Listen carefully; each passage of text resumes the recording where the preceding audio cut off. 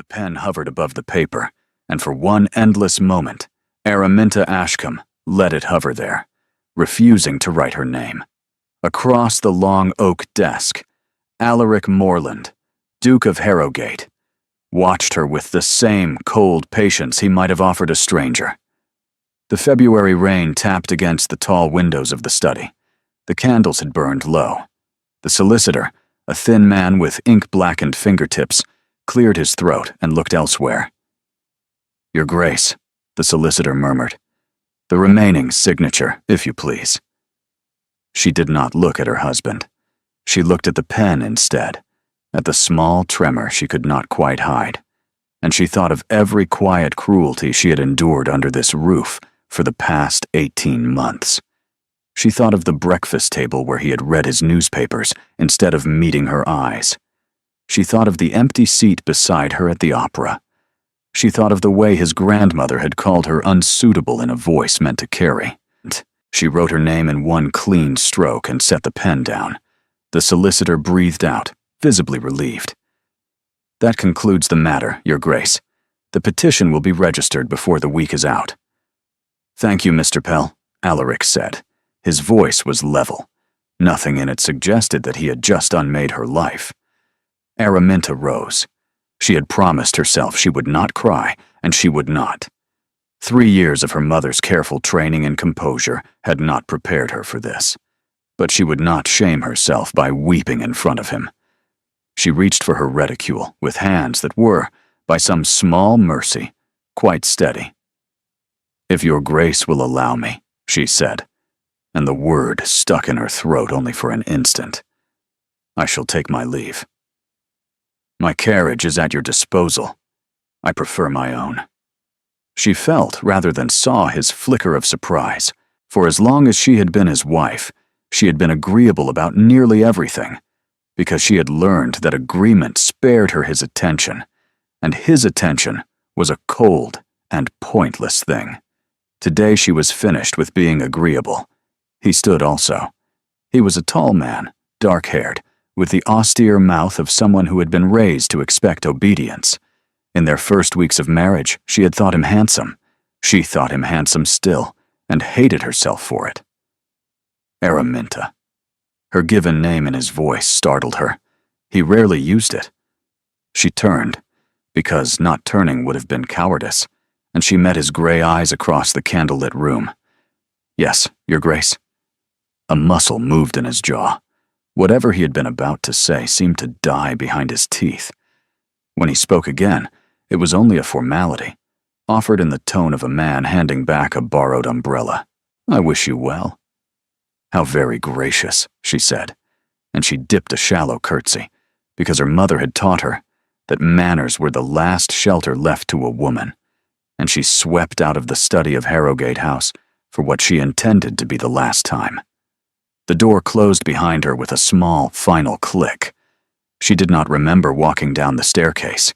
She remembered only that her footman handed her into the traveling coach without meeting her eyes, that her maid Prudence had the sense not to speak, that Harrogate House receded through the rain-streaked window as though it had never been hers at all. It had never been hers. She understood that now, with the terrible clarity of a woman who had just finished refusing to beg. "Ma'am," Prudence ventured, once the coach had turned into the wider road and the hoofbeats settled into a steady rhythm. "Forgive me, but your face. You must eat something. You have not eaten since yesterday." "I'm not hungry." "Ma'am, I think you should." Something in the maid's voice made her look up. Prudence was a plain, practical woman of perhaps 30, with plain, practical opinions, and a great gift for never interfering where she was not wanted. She was interfering now. Her hands were folded very tightly in her lap. "Prudence," Araminta said. "Speak plainly." The maid wet her lips. "Ma'am, I have been with you since you were a bride. I have laid out your linen every month without fail. And ma'am, I cannot hold my peace any longer. There has been nothing to lay out these past 2 months. Neither last, nor the one before. And you were ill at breakfast these 3 mornings past, and again this morning, though you thought I did not notice. The coach jolted over a rut. Araminta gripped the leather strap. The world she had so carefully arranged in her head for the past hour rearranged itself without her permission.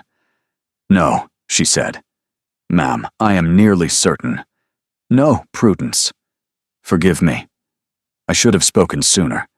I thought perhaps I was mistaken. I prayed I was mistaken. But after today, ma'am, after what you have done today, I could not let you leave that house without knowing." Araminta pressed her fingertips to her mouth. For a long moment, she could not breathe. The rain on the carriage roof became the only sound in the world. A child. His child. The heir his grandmother had spent every month of their marriage accusing her of being too poor a creature to produce. The heir whose absence had been treated at Harrogate House like an act of quiet sabotage on her part, as though she had withheld one out of spite. An heir she had just allowed him to sign away. "Turn the coach," she whispered, and then she heard herself say it, and she closed her eyes and let the impulse go. Turn the coach. Walk back into that study. Lay her hand upon his sleeve and say, "There is a reason you cannot be rid of me," and watch his face change. And then what? Watch him take her back, not because he wanted her, but because she carried what his family had demanded from the beginning. Watch his grandmother smile that slow, certain smile. Watch herself become what she had always feared she was in that house. A vessel, a necessary inconvenience, a means to an end. "No, ma'am," Prudence whispered. "I said nothing." She lowered her hand. "Go on. We go on." "To Ashcombe Hall, then?" "Not Ashcombe. Julian is still abroad, and the servants there talk. No, we go to my great-aunt at Millbrook Cottage in the country. Quietly. Tonight. Ma'am, Millbrook is 2 days' drive. Then we begin tonight. And his grace?" Araminta looked out of the carriage window at the gray city rolling past, at the gaslight beginning to bloom in the damp. Somewhere behind her, in a study full of paper, the man who had just ceased to be her husband was pouring himself a glass of port and considering himself fortunate. "His grace," she said softly, "has signed away every right he ever had to know." Prudence did not answer. Prudence had the wisdom not to answer. Araminta laid her palm very carefully against her stomach, beneath the heavy traveling cloak, where no one could see. She felt nothing beneath her hand. It did not matter. She knew. "Mine," she said, to the rain, to the carriage, to the small, secret heart already turning under her own. "You are mine." The wheels turned. London fell away behind them. And in the study of Harrogate House, she would later learn, her husband stood at the window, watching her carriage disappear into the weather, and did not once, for that whole long evening, set down the pen she had last touched. By the evening of the second day, the February sky had turned the color of wet slate. Araminta had not slept well at the first posting house. She had lain awake listening to strangers' boots in the corridor and had risen before dawn to press on. Now, 8 hours further north, the weather had turned against them. Rain had been falling steadily since noon. The post road through the northern hollow was said to be running, and the ford past it impassable. By 4 o'clock, the coachman climbed down into the mud and told her, in the polite, helpless voice of a man whose employer was a woman, that they must stop. The Silver Thistle was a tall, narrow posting inn of red brick, set at the cross of 2 small roads, half a mile from the flooded ford. Its lantern burned already in the gray of the afternoon. Inside, the common room was jammed with stranded travelers. Wet cloaks hung on every hook, a kitchen girl moving through with a tray of bread and steaming mutton, and every chair already taken. Araminta stood in the doorway, with her hood still up, and felt, for the first time in 2 days, the weight of her own exhaustion drop fully onto her shoulders. "Mistress," said the innkeeper, coming around the long counter. He was a stout man with a kindly, tired face. "You will be wanting lodging. I must warn you, there are but 2 chambers left, and 1 is promised. 1 will do. It is the best room, ma'am, our bridal chamber, as it were. 10 shillings for the night." She did not haggle. She did not dare. She wanted only to be behind a locked door. She opened her reticule with numb fingers and counted out the coin, and then she heard the street door swing open behind her and felt the draft of cold rain, and the innkeeper looked past her shoulder, and his face changed. "Your Grace," the innkeeper said. She did not turn. She did not need to turn. Some part of her had known since the first mile out of London that she was being followed. She had simply refused to think the thought. "The lady ahead of me," said Alaric's voice, low and even and close enough to stir the small hairs at the back of her neck, "is traveling with me." Araminta's breath went out of her very quietly. "Indeed, Your Grace?" The innkeeper glanced between them, puzzled, but already bowing. "Then you will take the bridal chamber together, of course. It is a most fortunate hour for it, what with the ford closed." "We shall." "I beg your pardon," Araminta heard her own voice say, and it sounded composed, which was a small miracle. "My husband is mistaken.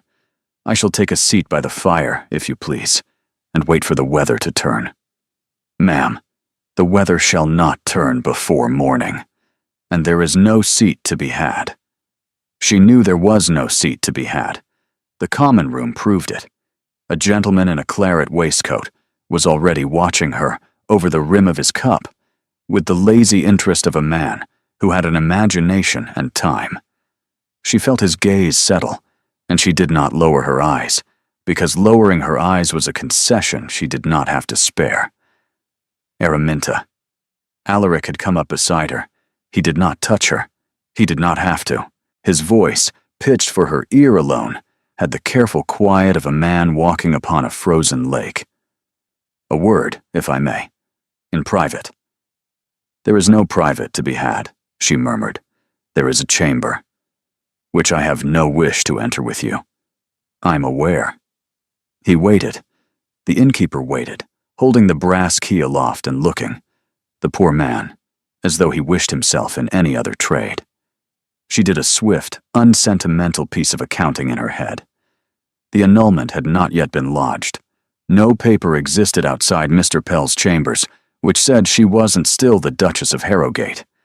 If she denied Alaric here, in front of this room, in front of the gentleman in the claret waistcoat, who had already twice glanced at her left hand and seen the ring still there, she would not be a wronged woman leaving quietly. She would be a scandal walking. And whatever she was now, and whatever she carried beneath her traveling cloak, scandal was a thing she could no longer afford. "Very well," she said. "Thank you." "I have not thanked you," she murmured. "Pray do not mistake that." He took the key from the innkeeper himself. His hand, when it brushed hers in the exchange, was cold from the rain. She felt the shock of it through her glove, and hated more that some small piece of her remembered when a touch from him had meant something other than this. He guided her up the narrow staircase without laying a finger on her. She noted it, because she had expected the pretense to demand more. The pretense was apparently to be a minimalist one, as befitted 2 people who had become expert at being married while barely occupying the same room. At the top of the stair, he unlocked the door and stepped back. "After you, Your Grace," he said. Araminta Ashcombe, who had that same morning begun calling herself Plain Ashcombe in her own head, stepped across the threshold of the bridal chamber of the Silver Thistle and understood, with a cold and quiet clarity, that she had just walked back into her marriage. Inside the room, a single wide bed stood against the wall. The fire had been laid, but not yet lit. Rain hit the glass, a washstand, a press, a chair by the window. Behind her, the door closed, and the key turned in the lock. "Araminta," Alaric said. "We need to talk." "We need to talk," Alaric said. I can imagine nothing I wish to discuss." She did not look at him. She walked to the window instead, because standing still might have allowed her to shake. Below, in the inn yard, men were leading horses into the stable, shoulders hunched against the rain. Her carriage had already been drawn up beside his.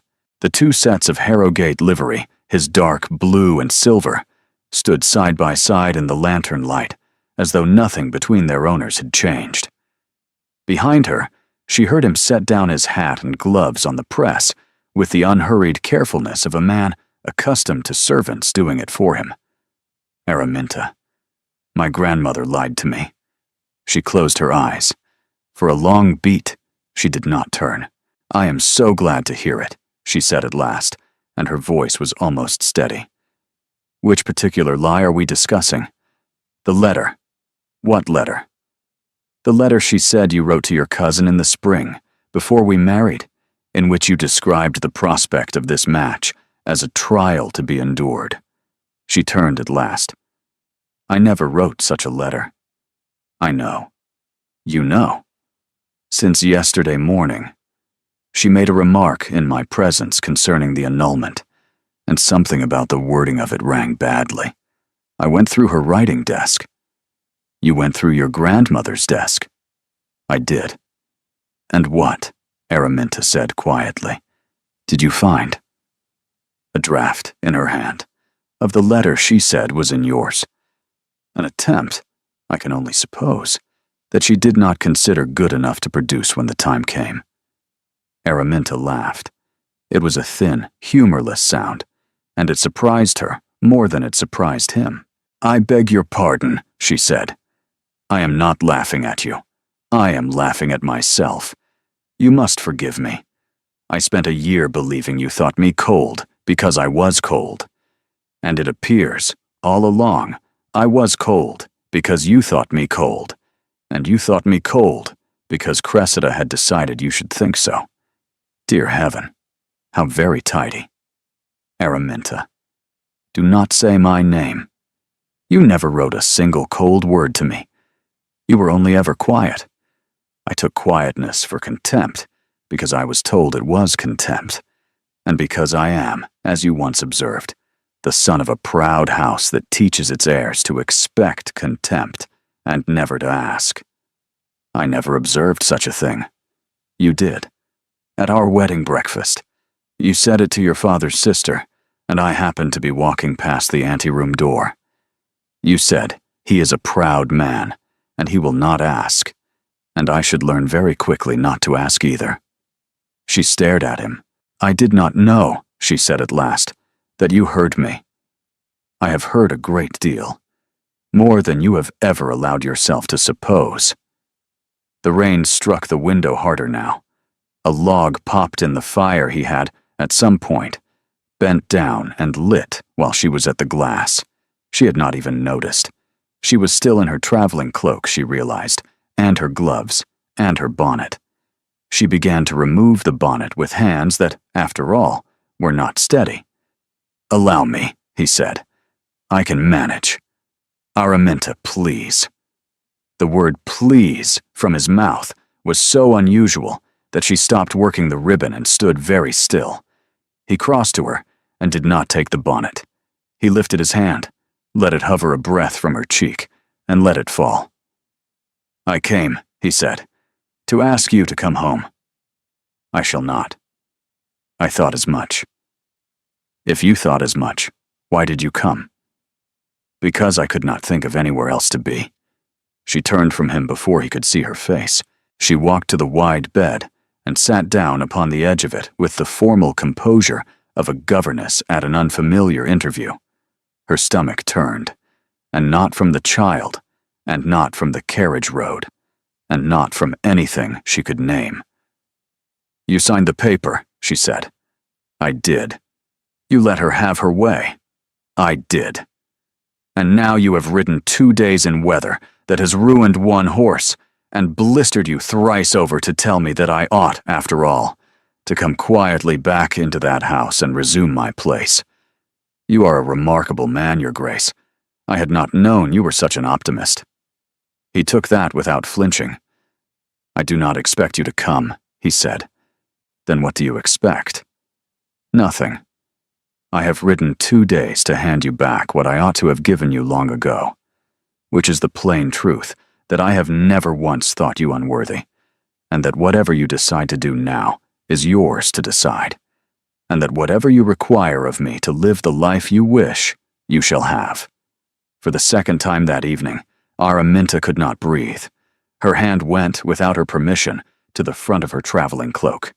She stopped it just above the brooch she had pinned there in another life, and she made it fall into her lap instead, and she hoped, very much, that he had not seen. Tell him. Tell him now. Tell him, and let him be the one who decides what honor means. Now. Tonight. Before the lie grows 1,000 heads. She opened her mouth. She closed it again, because if she told him now, in this small, warm room, with his rain-darkened coat and his unguarded mouth, and the word "please" still warm in the air, she would never know whether he came back to her for herself or for the child. And she had endured a great many things in that house, but she could not endure that. "I thank your grace for the courtesy," she said instead, and her voice was like a pane of clean glass. "You will understand, I hope, if I do not wish to continue this conversation tonight." "Of course. Then please. The chair." He inclined his head. He crossed the room to the chair by the window, and he sat. And he began, without a word of complaint, the long, practical business of making a gentleman's bed out of a gentleman's coat. Araminta turned her face to the wall and pressed her hand, at last, flat against her own stomach under the blanket, and whispered silently to a heart the size of a pea, "I am sorry. I am sorry. I am sorry." Outside, the rain did not stop.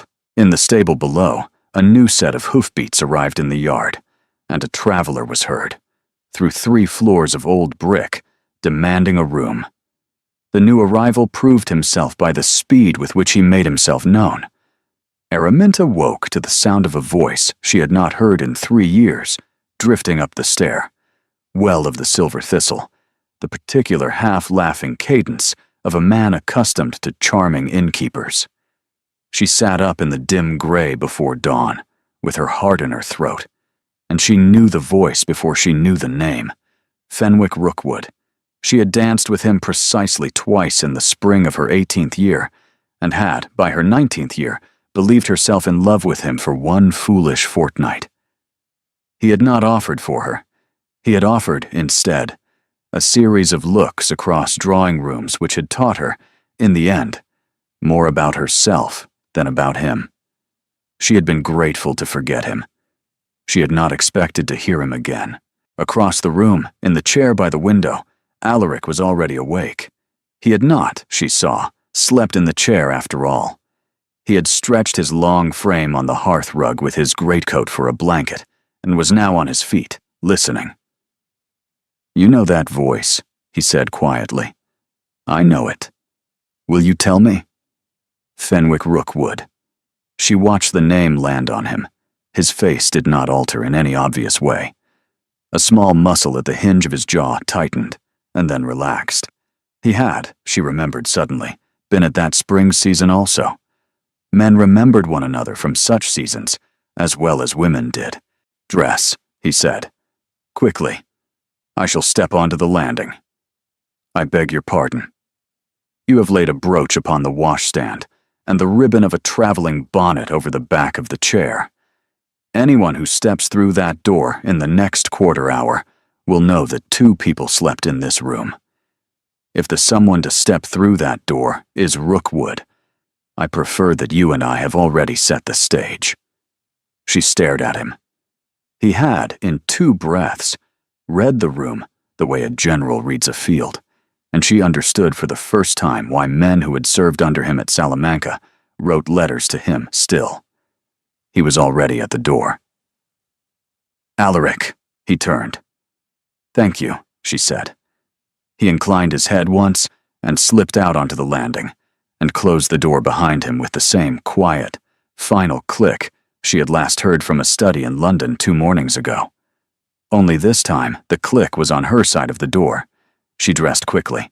She pinned the brooch at her throat with the steadiness of a woman who had decided a thing. When she opened the door, Alaric was standing at the head of the stair, with his hand upon the banister, and below them, in the common room, Fenwick Rookwood was laughing at something the innkeeper had said, and the laugh stopped, mid-note, when he looked up. "Good morning, Rookwood," Alaric said pleasantly. "Harrowgate? You are north of your usual country." "I am." "And the lady?" Alaric did not so much as glance at Araminta, who had come down 3 stairs behind him. He did not need to. "You remember my wife, of course." The common room, still mostly full of stranded travelers breakfasting on bread and ale, had gone the polite particular quiet of a room of strangers in which a piece of theater has just begun. Fenwick Rookwood bowed. He was a handsome man in a narrow, well-made way, fair-haired, with the sort of clever hazel eye which had once made her heart trip over itself, and which, now, she found she could measure with the cool detachment of a woman who had cried herself out of such tricks long ago. "Your Grace," he said. He was addressing her, not Alaric. "This is an unlooked-for pleasure. Mr. Rookwood, I had heard," he said carefully, "that you and His Grace were not presently traveling together." "Then you have heard wrong," Alaric said. "Indeed." "Indeed." They looked at one another for a breath, Alaric and Fenwick Rookwood, and something passed between them which Araminta did not understand, and did not, in that moment, have time to wonder at. The innkeeper arrived with a tray and broke the silence. "Your Grace," the man said, relieved to have something to do with his hands. "We can offer porridge and ham. The eggs, I fear, are finished." "Porridge will do nicely, for both of us." "I shall take only tea," Araminta said. "My wife," said Alaric, without missing the smallest beat, "is indifferent in the mornings. She will eat when the weather turns." The innkeeper bowed and withdrew. Fenwick Rookwood did not withdraw. He crossed the common room and stood at the foot of the stair, and he looked up at Araminta with a small, private smile that seemed intended for her alone, and which, she observed with some surprise, left her perfectly unmoved. "Your Grace," he said, "might I hope for the pleasure of your company at table? There is room for 3. "My wife has breakfasted already," Alaric said. "I did not ask your Grace. I asked the Duchess." The common room made the sound it had not made a moment before, a small collective indrawn breath, the sound of strangers understanding that they had paid for better theater than their rooms. Araminta descended the last 3 stairs and laid her gloved hand upon Alaric's sleeve. She did it lightly. She did it without looking at him. She had done it at 100 dinners in London, under her husband's grandmother's eye, and she had done it always as a matter of form. She did it this morning as a matter of choice, and she felt him register the difference the instant her fingers settled. "Mr. Rookwood," she said, "I thank you. I find I prefer to breakfast with my husband." "Of course, your Grace. Good morning to you." "Good morning." She turned, and Alaric turned with her, and they walked together to the small corner table the innkeeper had hurriedly cleared, and Araminta sat down, and she discovered that her hands, for the first time in 2 mornings, were not shaking. Alaric waited until the innkeeper was gone before he spoke. "Thank you. I did not do it for you. I know. He did not offer for me 3 years ago." "I am aware." She looked up sharply. "You are aware." "I was standing at the window of my aunt's house in Grosvenor Square," he said, and his gray eyes were steady upon hers, and his voice was very quiet. "At 6 o'clock on the morning of the 17th of May, in the year Rookwood ought to have come to your father, and did not. I saw him ride past without stopping. I had only just come home from the peninsula. My father was not yet a year in his grave, and I had nothing settled enough to bring to your door. But I saw him ride past. I have remembered it." Araminta set down her teacup very carefully and stared at the Duke of Harrogate across a breakfast table in a Yorkshire posting inn. And she understood, slowly, that for 3.5 years she had been measuring him by a ruler she had taken out of the hand of his grandmother. Down the room, at the long common table, Fenwick Rookwood was watching them over the rim of a cup. "He does not believe us," she murmured. "No. He will make trouble." "Yes. What shall we do?" Alaric lifted his own cup. His mouth, around the rim, moved into something which was not a smile and not a grimace, and which, for one unguarded instant, she would have said, had she not known better, looked remarkably like a man in love. "We shall be married," he said, very convincingly, "until the weather breaks." The weather did not break. By midday, the rain had gone from a steady fall into a thick, blowing curtain that rolled in off the moor and whitened the windows of the Silver Thistle until the yard below was only the suggestion of lantern light at the stable door. The innkeeper, a decent man out of his depth, moved through the common room, apologizing to everyone in turn, and the travelers, penned together by the weather, settled into the slow, uneasy intimacy of strangers who would, by nightfall, know one another's complaints by heart. Araminta sat by the fire with a book she did not read. She had chosen the fire for a reason. From the fire, she could see the door and the stair and the long common table. She could see Fenwick Rookwood, who had established himself at the long table with a glass of claret by 10, and had been at it, in a quiet, methodical manner, ever since. She could see also the cloth merchant from Leeds in the claret waistcoat from the evening before, and 2 older sisters who were traveling without a maid and kept glancing at her. Alaric was not in the common room. He had excused himself after breakfast upon the pretext of seeing to his horses, and he had not come back, and she had begun, very carefully, not to mind that he had not come back. She turned another page she had not read. "Your Grace." Fenwick Rookwood had crossed the room without her marking it. He stood a polite 3 feet from her chair, his glass in his hand, and he was not a man who needed to come closer in order to be heard. He pitched his voice for her ear alone. "May I?" "You may not sit. The chair opposite is my husband's. Then I shall stand."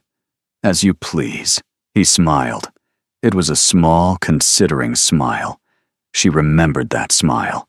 She had once spent an entire spring rereading it. "You are remarkably well for a woman," he said softly, "whose annulment was registered at Doctors' Commons the day before yesterday." The book in her lap did not move. Her hand upon the book did not move. She had learned, under his grandmother's roof, the exact small art of not moving, and she was grateful now for every dinner that had taught her. "You are remarkably informed, Mr. Rookwood. I have a cousin at Doctors' Commons. How convenient for you." "It has been, from time to time." He turned his glass in his hand. The firelight caught the wine red upon the pale oak floor. "I do not wish to distress you, Your Grace, and I do not wish to pry. I only wish to say, plainly, that if you find yourself in a situation of any difficulty, whether of the heart or of another kind, you have in me a very old friend." "I do not recall that we were ever friends." "Of course we were. I danced with you twice at the Allerton ball. You have a very charitable definition of friendship. I have been accused of worse." He waited. She did not look up. After a moment, he lowered his voice further. "I know you are not traveling with him willingly. I saw your face this morning on the stair before you saw me. I know, also, that he would not have come after you if something had not compelled him. His Grace does not go chasing through Yorkshire without a cause. If the cause is of a nature that leaves you exposed, there are those of us who have admired you for many years, and who would be honored to spare you any awkwardness which might follow." She understood him then, perfectly, and she understood also that he had spent 3 years in rooms where she had not been, and had been watching her brother's affairs, and her family's rise in the funds, and the steady thickening of the Ashcombe name in the city, with the careful attention of a man whose own family had, she recalled now, sold their Sussex holding 2 years before for less than the creditors wished. Mr. Rookwood, Your Grace, you will listen to me very carefully, because I shall not repeat myself. I am at your service. If I ever find myself in need of spared awkwardness, I shall not turn to the man who rode past my father's door on the 17th of May without stopping. His smile did not quite waver. His hand upon the glass did, fractionally. That, he said after a breath, is a date I did not know you had marked. I did not mark it. His Grace did. She did not, at that moment, know whether she had said it because it was true, or because she wished to see what he would do with it. He did what she had half hoped and half feared. He looked toward the door, as though Alaric might at that instant walk through it, and then he looked back at her with a new and colder interest, and the polite charm went out of his face, like a lamp shuttered behind glass. I see, he said. I had thought his presence here an inconvenience of yours. I had not understood it to be a devotion of his. Understand what you like. I am finished with this conversation. Your Grace. Finished, Mr. Rookwood. He bowed, precisely low enough to mock her, and took himself back to the long table and poured himself another glass, and did not look at her again for an hour. She sat with her book and let the words on the page slowly swim back into meaning. Her heart was beating too hard. Her hands under the book had begun to tremble again, and she pressed them flat against the leather to still them. A child, she reminded herself. A child to think of. Every breath she took here was a breath taken also by a second heart, and she had no right to spend those breaths in dread. She did not hear Alaric come in. She became aware of him by the small shift of the common room, the way the innkeeper straightened at the counter, the way the cloth merchant looked up. Alaric had come in through the back passage from the stables, hatless, rain in his hair, his coat dark with wet across the shoulders. He paused in the doorway, scanning the room, and his eyes found her, and stopped, and she saw his shoulders drop the half-inch that meant, in him, relief. He crossed to her without seeming to hurry. He spoke to you. He did. What did he say? He said he had a cousin at Doctor's Commons. Alaric was very still for the space of a breath. Then he drew up the chair opposite, the chair she had told Fenwick Rookwood belonged to her husband, and he sat in it. He did not reach for her hand. He did not perform. He sat down opposite her, like a man sitting down opposite his wife, and he said quietly, "Tell me exactly what he knows." "The annulment is registered." It was to be lodged this morning. Pell had instructions to delay until the end of the week. Rookwood's cousin appears to have been obliging. Or Rookwood's cousin does not exist, and he is fishing. Either way. Either way. He looked down at the table. His hand, upon the wood, made a small open gesture, and then closed again, and did not reach for hers. Araminta. Yes. I'm going to ask you something, and I'm going to ask it once, and whatever you answer, I shall not ask again. I give you my word. Her pulse, without permission, began to climb. Ask. If the annulment had not been signed, if it had never been drawn up, if the past months had been different, and quieter, and better, would you have come to love me? The fire cracked. Somewhere behind her, one of the sisters laughed at something her companion had said. Araminta looked at the Duke of Harrogate across a scarred oak table, and understood that he had not asked the question he had come north to ask. He had asked a smaller, more dangerous one, and she owed him, for the first time in their marriage, an answer that wasn't composed. I did, she said, for the first 4 months. She watched his face, and she watched him absorb that, and she watched him, visibly, decide not to ask the second question, which would have been, and what happened to the 5th month, because he already knew. His grandmother had happened to the 5th month, and he had chosen, she saw now, to believe his grandmother over the silent evidence of his own wife, and he was going to have to live with that for the rest of his life, and he knew he was going to have to live with it, and he was not going to ask her to carry any part of it for him. "Thank you," he said. "You are welcome. I shall not ask again. I know." And then, because she could not help it, because there was a second heart beating in her under the book, and because the man across from her had just been more honest with her in one question than he had been in all their marriage, she reached across the table and laid her hand, briefly, upon his. He did not close his fingers around hers. He did not dare. He only let her hand rest where she had put it, as one might let a wild bird rest upon one's wrist, and he did not move at all. From the long common table, Fenwick Rookwood watched. He came to her that afternoon with 2 letters in his hand. The rain had slackened to a hiss.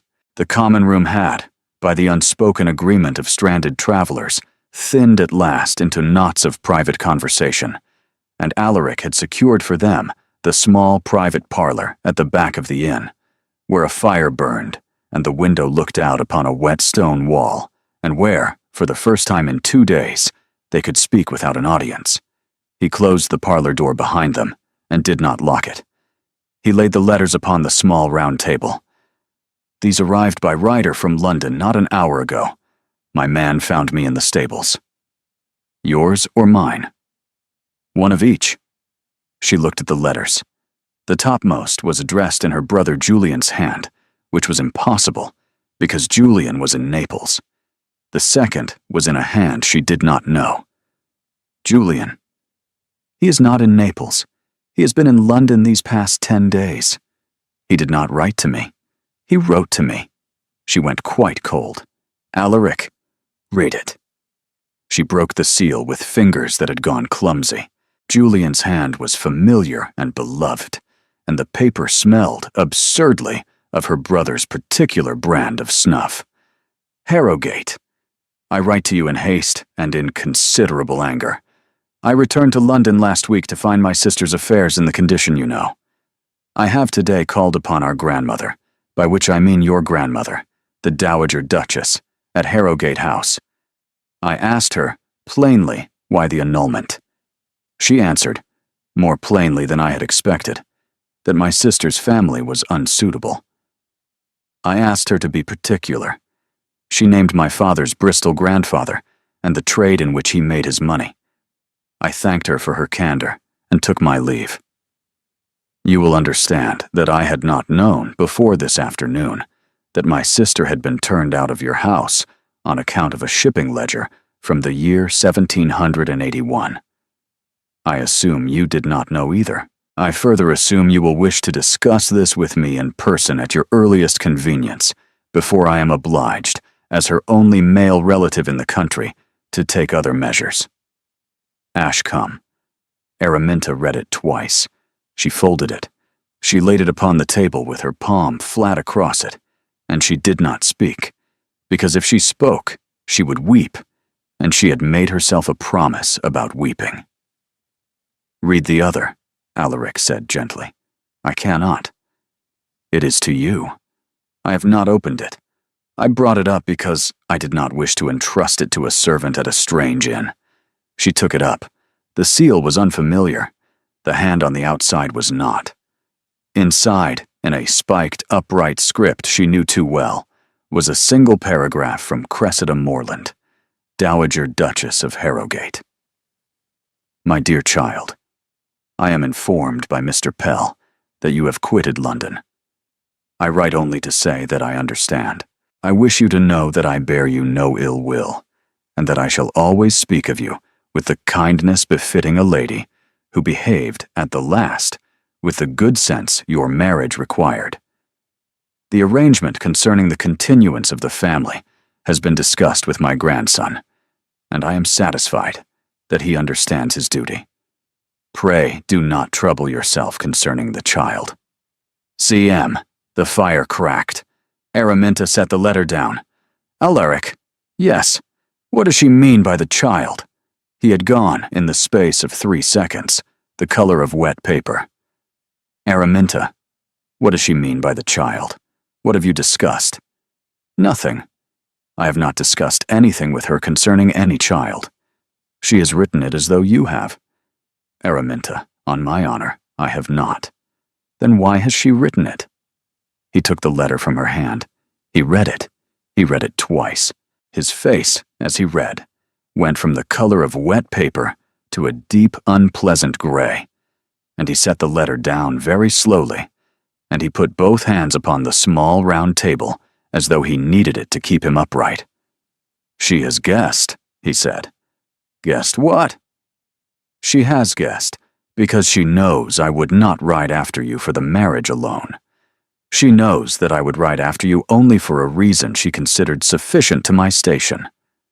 And she has written, preemptively, to secure what she believes she can still secure. Namely, the child. Once there is one, whether got in your marriage or after it. Araminta stood up from the chair so fast that the leg scraped. She cannot know. She cannot. Not for certain. But she has guessed what is possible, and she has written as though it were certain, because that is how she secures things. She writes as though a matter is settled, and the reader, being civil, believes it settled, and by the time the reader has thought to dispute it, the settling is done. Alaric, yes, she cannot have my child. She cannot. Do you understand me? She cannot have my child. I understand you. I shall not go back into that house. I shall not let her lay one eye upon what is mine. I shall go abroad. I shall go to the Low Countries if I must. I shall disappear. Araminta, do not tell me to be calm. Do not tell me she means well. Do not tell me your grandmother is an old woman and her letters should not be taken so gravely. Do not. I am not going to tell you any of those things. She was already halfway to the window. She turned. Then what are you going to tell me? He looked at her across the small parlor of the Silver Thistle, and he looked at the letter upon the table, and he looked at her again, and his face was grave and tired, and, for the first time since she had known him, unguarded all the way through. I am going to tell you, he said, that if there is a child, the child is yours. Not hers. Not mine. Yours. And that I shall do whatever it is in my power to see to it that no soul in that house, including my grandmother, and including, if you do not wish it, me, shall have any claim upon that child, which you have not given. She stared at him. You are offering to let me take your heir and disappear. If there is a child, and if that is what you require, yes. You cannot mean it. I do mean it. The house, the title, the line, shall fend for itself. It has a distant cousin in Northumberland. My grandmother has spent 30 years pretending does not exist. He is a decent fellow. He breeds sheep. The line shall continue. It shall simply not continue in the manner my grandmother prefers. Alaric, say it. Say what? Say whether there is a child. And there it was, quietly, without heat, laid down between them on the scarred round table of the private parlor, like a dueling glove, except that he had laid it down upon his own side. She could not speak. She opened her mouth, and her throat closed, and the word she had not said for 3 days, the word she had carried for weeks beneath every civil answer she had given to his grandmother at every Harrogate House dinner, the word she had confessed only to her maid and to the rain upon a carriage window, sat upon her tongue and would not be uttered, because he had offered, without knowing, exactly the thing she had sworn she would never accept from him. He had offered her the child without requiring her. He had opened his hand, and in opening his hand, he had made it, at last, possible to tell him. Alaric, yes, sit down. He sat. There is a child. The fire did not crack. The rain did not fall harder. The world of the Silver Thistle did not alter in any particular. The Duke of Harrogate sat very still in the chair opposite, and after a long moment, he set both his hands very carefully upon the table, palms down, as though he were steadying not himself, but the room. And he looked at her, and he said, quite simply, "Thank you for telling me." And Araminta Ashcombe, who had not cried in the study of Harrogate House, and had not cried in the carriage, and had not cried in the coaching inn, and had not cried in the common room, and had not cried when her husband had asked her whether she would have come to love him, put her face into her hands at last, and did. Outside, somewhere in the inn-yard, a rider was dismounting in the rain. A new voice spoke to the ostler. The voice was quiet and clipped and familiar in a way that made Alaric, even through the private parlor door, lift his head. "That is my grandmother's man," he said. The dowager's man was called Marsden, and he had been in her service for 30 years, and he stood in the common room of the Silver Thistle with his hat in his hand, and the rain still beating upon his greatcoat. And he asked, in a voice which was civil and which brooked no refusal, whether he might have a word with his grace in private. Alaric took him into the small parlor Araminta had quit only a quarter hour before. He closed the door. He did not offer the man a chair. "Marsden, your grace, my grandmother sent you." "Her grace did, sir." "And the message. Her grace begs your grace's indulgence. The weather has been cruel. She wishes to know whether your grace has concluded the matter, and when your grace might be expected at Harrogate House." "The matter." "Her grace's words, sir." Alaric, who had long ago developed considerable patience with the sentences of old servants, found he had no patience today at all. He turned from the fire and looked at Marsden, who had known him since he was a boy in nankeen trousers, and who had more than once slipped him a hot roll from the kitchen on a winter morning, and who was, on any normal day, one of the more decent men of his acquaintance. "Marsden." "Sir." "You will ride back to London tonight." "Sir, the ford." "You will ride back as soon as the ford is passable. You will not enter this inn again. You will not seek the lady traveling under my roof, and you will carry to my grandmother this message, and no other. Tell her I said that the matter is not hers, and never was, and that if she writes another letter to the Duchess of Harrogate before I am returned to London, she may expect that I shall have her letters opened at my own breakfast table, and read aloud to me before I answer them." Marsden looked at him as a man looks at a horse, which has suddenly and decisively bitten him. "Your grace, is there a difficulty?" "Her grace, sir, will be."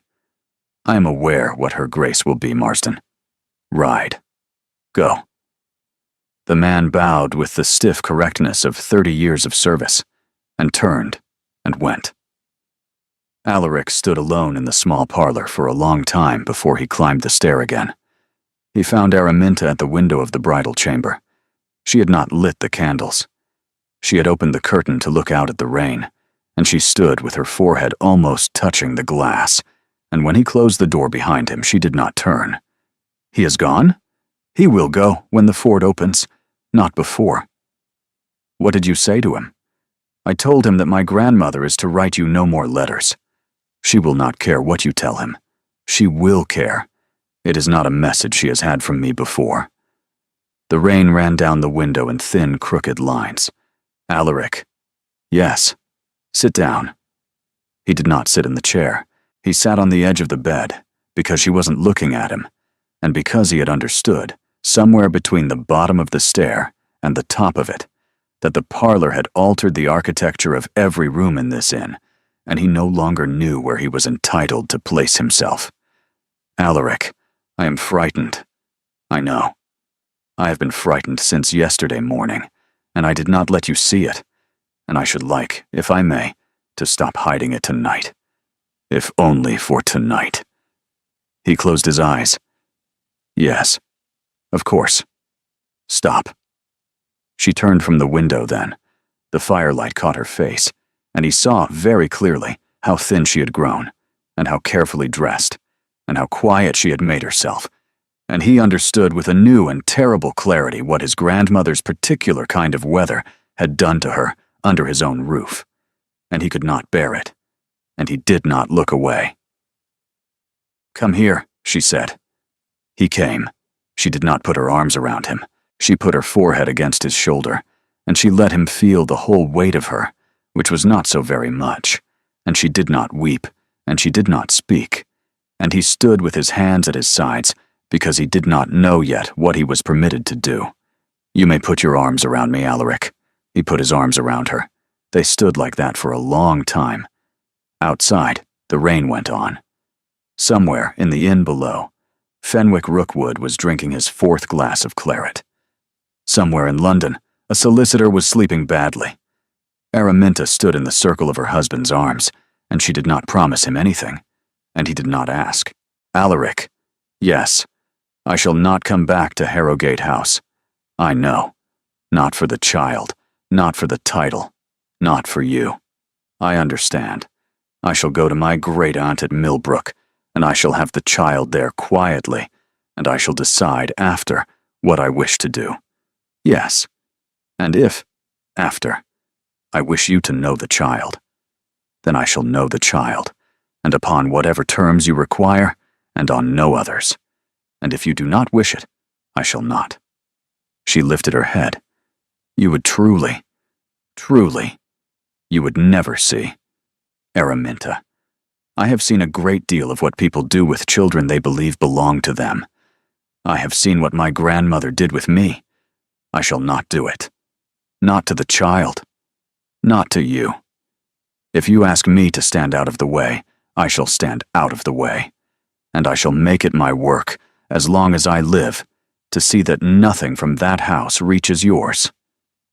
She was silent for a long moment. He could feel the beat of her heart against his chest. He could feel, he thought, though this may have been his imagination, the small, quiet hurry of another. "I do not think I shall ask you to stand out of the way," she said at last. "No? No. Araminta, I do not know yet what I shall ask. I know only that I shall not be able to think what I wish until I am at Millbrook, and alone, and have slept through a night that is my own. I have not slept through a night that was my own since my mother died. I should like to. Then sleep. With you in the chair again? With me wherever you wish." She drew back. She looked up at him. In the firelight, her eyes were very dark and very steady, and he had never seen her look at him like this.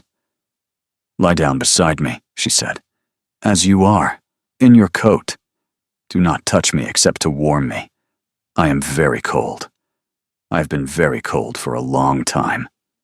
He drew the coverlet back himself.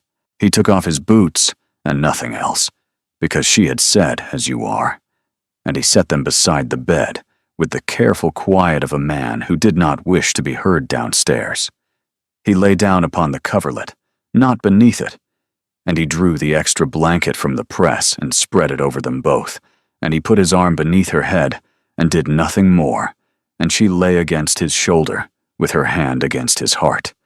And after a long while she said, quite softly, "Alaric, I have missed you."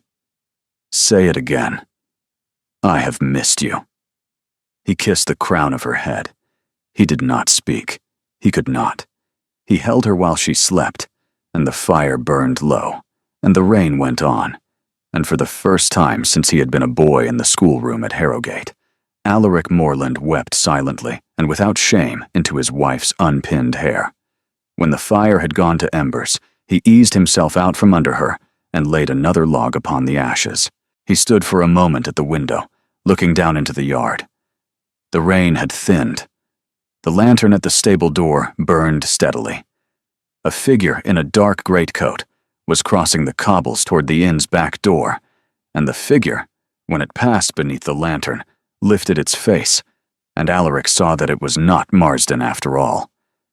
It was a man he had last seen in London, at Doctors' Commons, 3 mornings ago. Mr. Pell, the solicitor.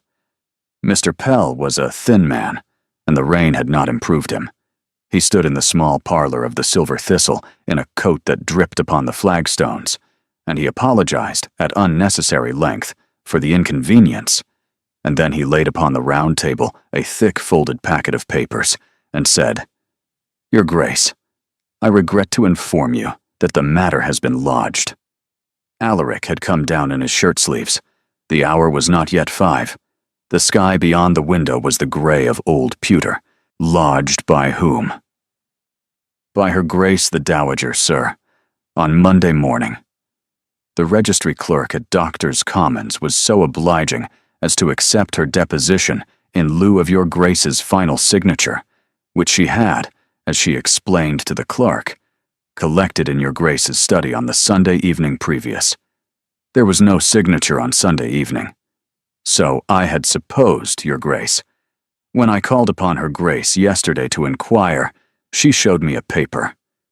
The paper bears, I regret to say, your Grace's hand. I am bound to tell your Grace that my own clerks have compared it, and it is very well done.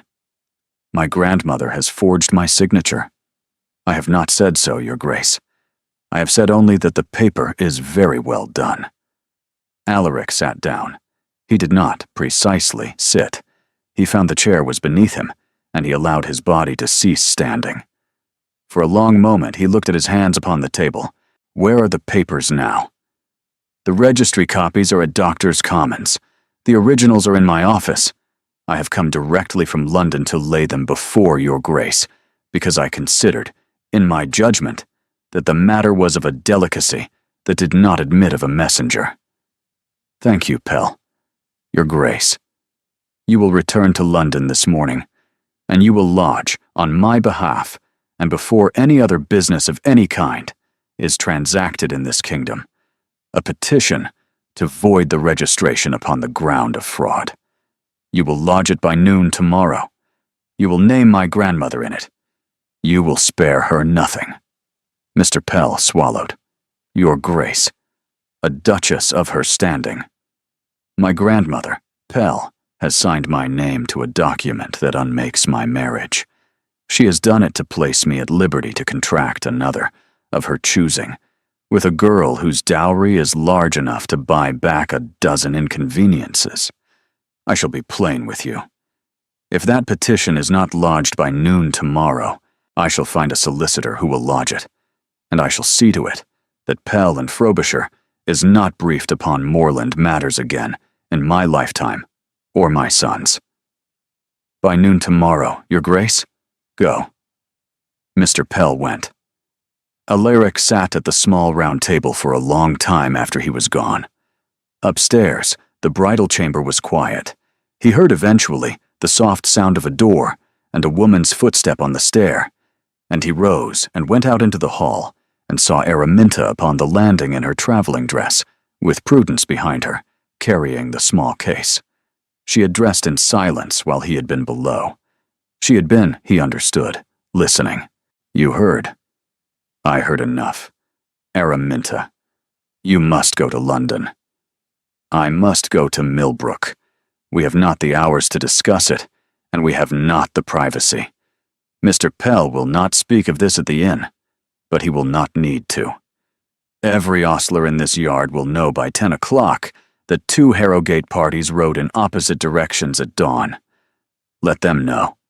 No. She came down the stair to him. She did not touch him. She stood 1 step above him so that her eyes were level with his, and she spoke so quietly that even Prudence, 2 steps behind her, could not have heard. Alaric, you will go to London, and you will undo what your grandmother has done. I shall go to Millbrook, and I shall wait. I shall wait a fortnight.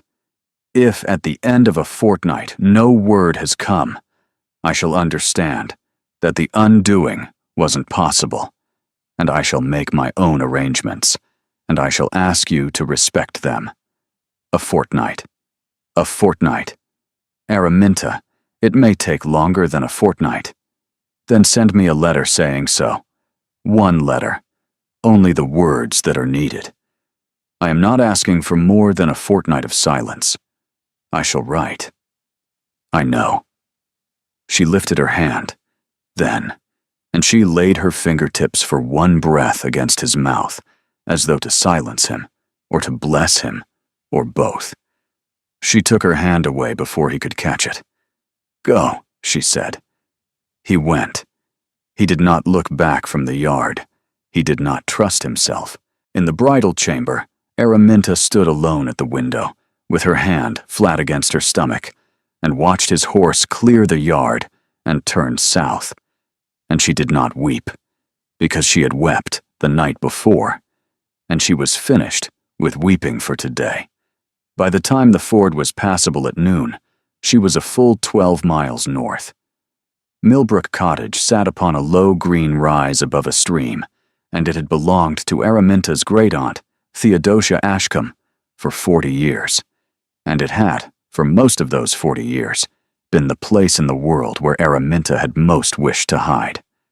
She arrived there on the afternoon of the 4th day, mud to the hems, hungry and ashamed of neither. Aunt Theodosia, who was 73, and built upon a plan so small and so fierce that she had been called, in her girlhood, the wren of the family, met her at the gate without surprise and without ceremony. She kissed her upon both cheeks. She sent Prudence to the kitchen for hot water. She took Araminta into the small morning parlor that smelled of beeswax and roses and dried lavender, and she did not ask her a single question for the first hour. She asked one at the end of the first hour. "How far along?" Araminta, who had sat down in the small green armchair and had not risen from it, and who was holding a cup of tea in a hand that had at last ceased to tremble, looked across at her aunt and was not surprised to have been read. "Near 10 weeks, I think. Harrogate. Yes. And he knows. He knows since the night before last. And his grandmother does not." She guessed. Aunt Theodosia set down her cup. She laid her small, knotted hand over Araminta's across the low table, and she said, in a voice so matter-of-fact that for one moment Araminta thought she had misheard, "Then we must hide you, dear, and we must do it well, because I have known Cressida Morland for 51 years, and she is a woman who once broke a friendship of mine by the writing of a single letter to Paris. She does not blunt. You are quite right to have come." "Aunt." "Yes, dear. I have asked him to let me hide for a fortnight, no more. A fortnight is generous. He will write. Of course he will write. The question is what he will write. Men in your husband's situation write either too little or too much. You will learn very quickly which of the two he is." The first letter came on the evening of the 2nd day. It was short. It was, indeed, only the words that were needed. She read it twice, laid it in her lap, and did not show it to her aunt. "A. I am in London. The petition has been lodged. Pell is with me. I expect a hearing in 10 days. My grandmother is confined at Harrogate House by my order. Nothing has reached the papers. You are believed, by those who speak of such things, to be at Bath. Write if you need anything. Do not write if you do not." A. She wrote back one line. "I do not need anything. I am well. Thank you." She did not sign it. She did not trust what she would put in the place of a name. The second letter came 4 days later, and it was not from Alaric. It was, to her mild astonishment, from her brother Julian, who had, she gathered from the paper, ridden out of London that morning, and written her from a posting-house along the way, and sent it by express. "Rosie, I am coming.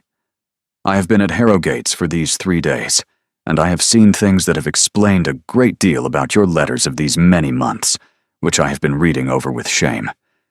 I am bringing you a fortnight's peace, and then we shall decide what to do. Do not tell our aunt I have addressed you as Rosie.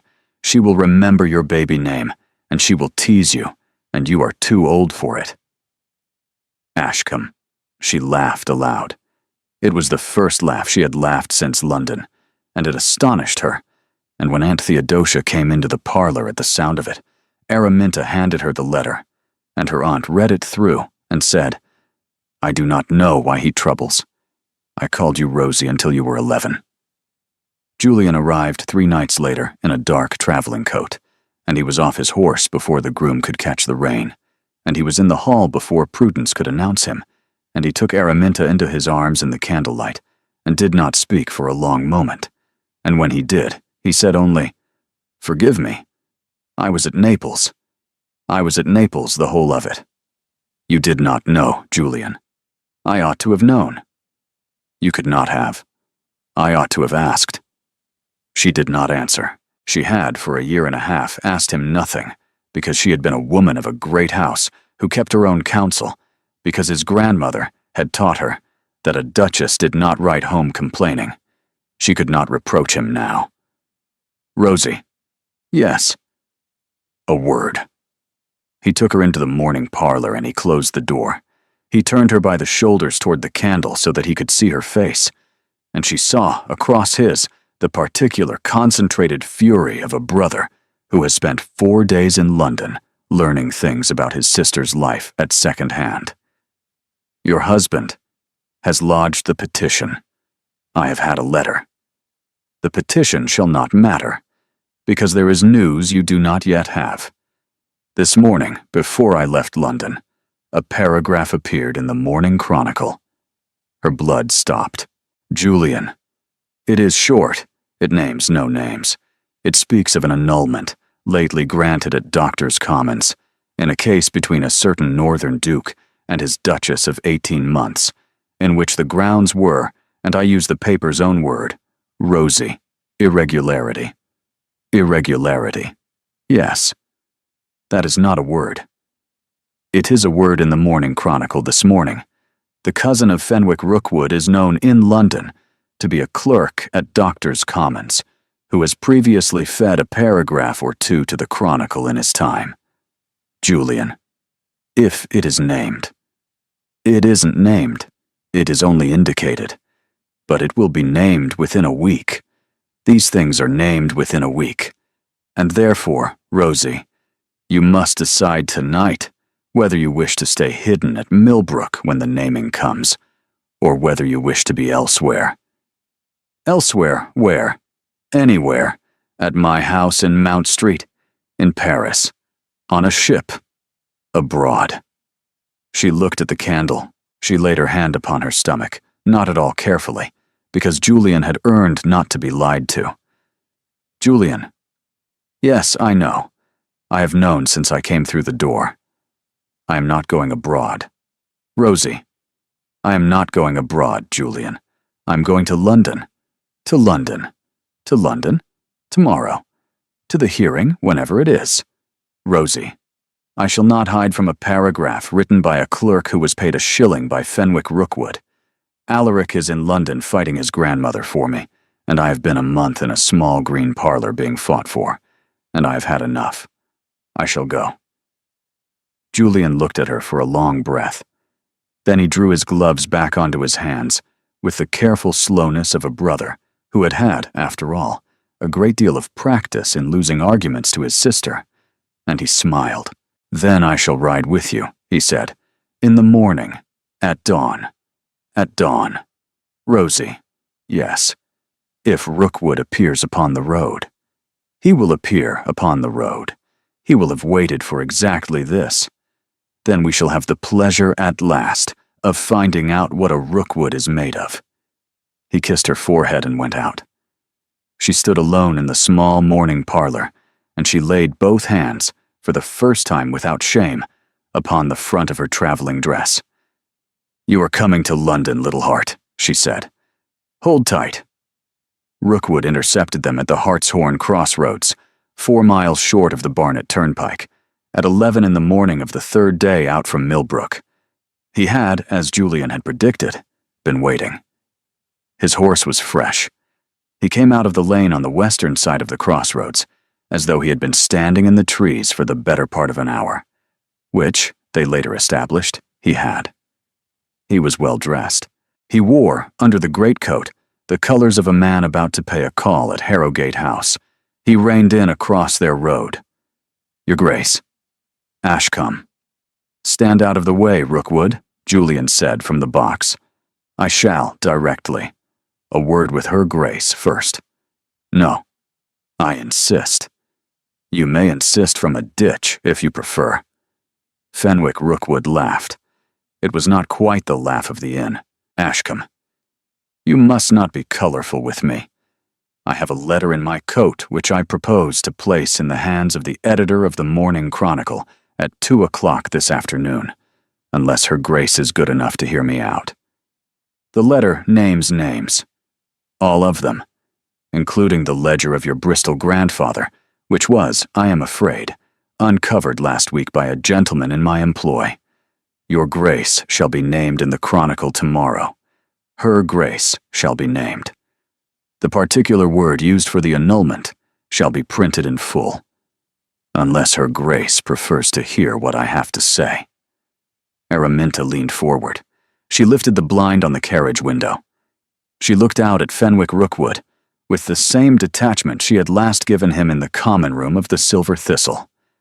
Mr. Rookwood, Your Grace, say what you have to say.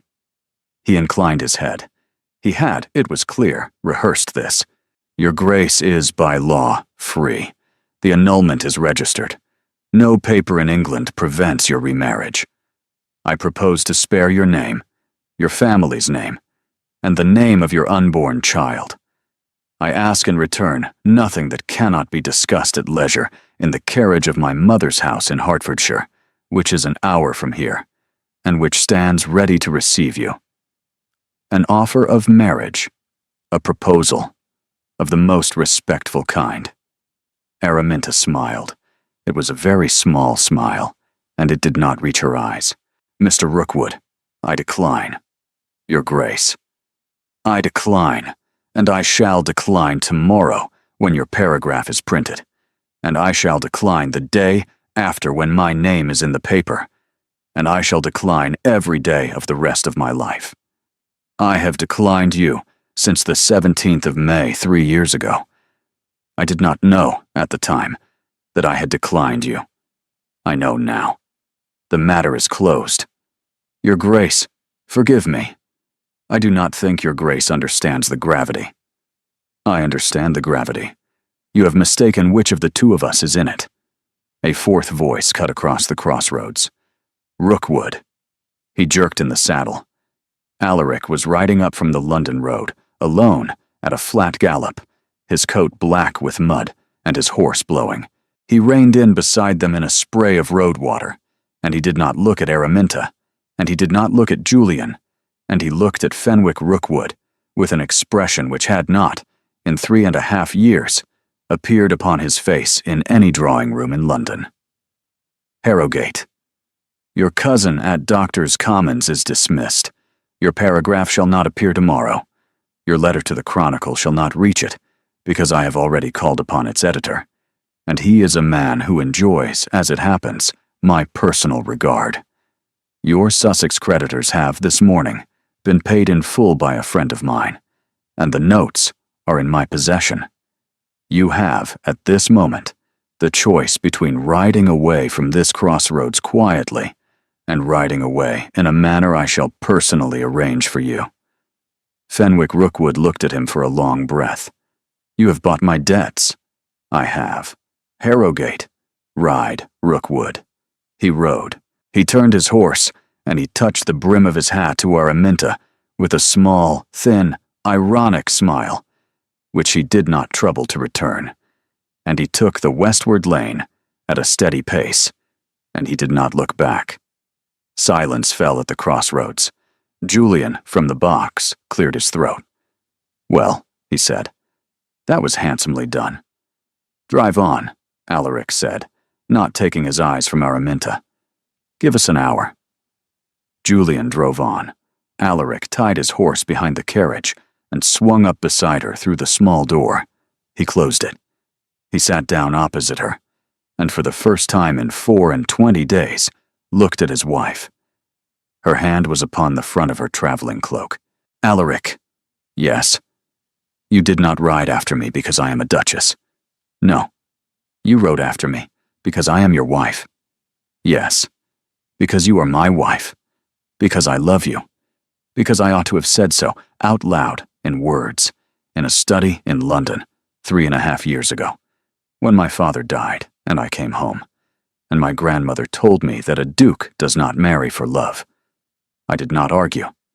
I married for love and did not tell you, and I let her persuade me that you had not married for love either, and I spent every day of our marriage waiting for you to prove her right, which you never did, because you loved me, and I did not see it, and she did. She closed her eyes. Say it in fewer words. I love you. Say it once more. I love you. Again. I love you.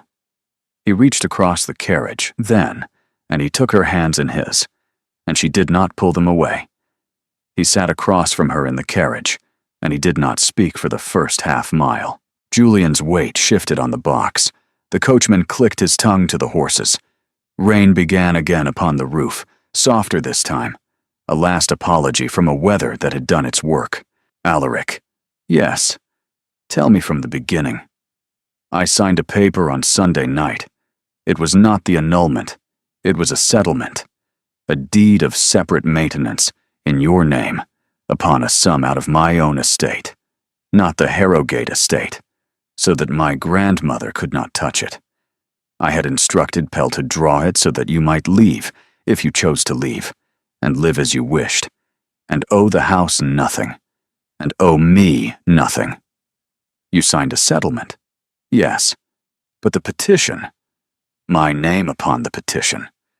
My grandmother had Pell's clerk take dictation from her on the Monday morning, while Pell was at the Old Bailey on other business. She had a paper prepared. She had, I must tell you, Araminta, practiced my hand for some months. I did not know this. I had believed for many years that a woman of her station did not. Alaric? Yes. Why did you not tell me on Sunday night what you had signed? He was silent a long moment. When he spoke to the window, and not to her face. Because I believed, he said, that if I told you I had settled money upon you, and that you were free, you would hear only that I was putting you out of the house with a purse. I could not bear for you to hear it that way. I had thought to send Pell to you in the country a week later, with the deed and a letter, and let the words on the paper be the words you heard first, instead of my voice, which had not, in our marriage, earned the right to tell you anything of that kind. Alaric. Yes. I should have heard your voice. I know that now. The carriage rolled on. She looked down at her hands. They were folded in her lap. They had ceased to tremble some days ago and had not, today, begun again. And your grandmother is no longer at Harrogate House. Where is she? In a small, extremely comfortable house in Bath. She has a companion loyal to me. She has a physician loyal to me. She has letters she is permitted to write and send. She has, at her disposal, no servants of her own choosing, and no carriage and no calling list. She shall live there in considerable comfort, to the end of her life, and she shall not set foot in any house of mine again. You have banished your grandmother. I have retired her. The distant cousin in Northumberland has been written to. He's not keen. He keeps sheep. We are in correspondence. She laughed. It was a short, surprised laugh, not quite steady, and she pressed her fingers to her mouth as though to catch it back. He looked at her then, at last, full in the face, and she saw that his own mouth had moved, just a little, for the first time in many days. Alaric. Yes. The petition was voided yesterday at 3 p.m. The clerk at Doctors' Commons who lodged it is dismissed. The original paper is in my possession. I brought it north because I did not trust it in any room but the one that holds you. He drew it from inside his coat.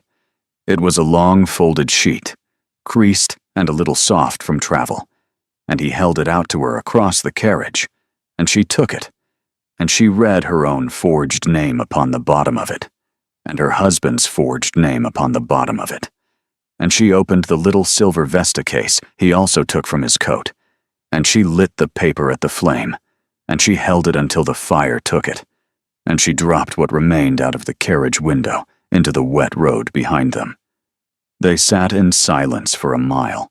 Alaric, yes. You know that I carry a child, and you know now that no paper parts us, and that no paper ever has. I wish to ask you a question, and I wish to ask it only once. Ask. Do you wish me to come home? Araminta, say it plainly. I shall not ask again. He was quiet for a breath. Then he went down, in that small space, from the seat opposite her, to his knees upon the boards of the carriage, and he took both her hands in both of his, and he said, I wish you to come home. I wish it so entirely that I have not, in 10 days, thought of any other wish. I wish it for myself, and I wish it for the child, and I wish it most of all for you, because I believe, upon my honor, that I can make you a home in that house, such as you have not yet known, if you will give me the chance. And if you will not, I shall still love you, and I shall still serve you, and the child shall still be yours, and I shall stand wherever you tell me to stand. Come home, she said. Say it once more. Come home. He bent his head against her hands. For a long moment he did not lift it. Julian, on the box, began to whistle, tunelessly and far too loudly, the first verse of a very old ballad, and she understood, with a warm rush of affection, that her brother had been listening, and was giving them, in his brotherly way, the only privacy a moving carriage could afford. They were married again, very quietly, in the small chapel at Harrogate House, 6 weeks later, by a bishop who was a personal friend, and with Julian and Aunt Theodosia and Prudence and Mr. Pell as witnesses, and with no paragraph in the Chronicle or any other paper, because the editor of the Chronicle had become, for reasons of his own, a devoted acquaintance of the house. Araminta wore a gown the color of early spring leaves, which was not a bridal gown, because she was not a bride. She was something else. She was a woman coming home. The child, a daughter, was born in the August of that same year at Harrogate House, with a great deal of fuss from her father, who had never before been present in any house for any such occasion, and who was, by general report below stairs, a disgrace to his name and a credit to his nursery. They called her Honora for Aunt Theodosia, whose name had always been Theodosia Honora, and who accepted the compliment with the stern formality of a woman who had not expected anything of the sort. In the winter of the following year, Araminta stood at the nursery window of Harrogate House with her daughter on her hip, and watched the rain upon the London street. And Alaric came and stood behind her, and laid his hand upon her waist, and she leaned back into him without looking away from the window.